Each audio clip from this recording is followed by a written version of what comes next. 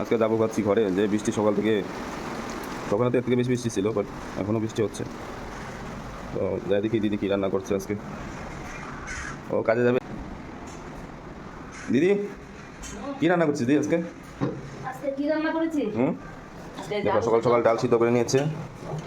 এটা হলো কালকে রাত্রে নিরামিষ ঘন্ট আছে, আর এই যে আলু সিদ্ধ বানাচ্ছে। সকালে খাওয়া বেস্ট। আলু সিদ্ধ, ডাল সিদ্ধ, আলু সিদ্ধ, ডাল সিদ্ধ, নিরামিষ ঘন্ট সকালে খাওয়া বেস্ট। ঘি দিয়ে দিই একটু, না বেশি দিব না, বেশি দিলে খাই না। তোর হাতের আলু সেদ্ধ খাবো, খুব টেস্ট। গরম নাকি? আলু সিদ্ধ মাখে ভাই, আলু সিদ্ধ একদম ইসে, তুই তো খাওয়ার জন্য করে রেডি।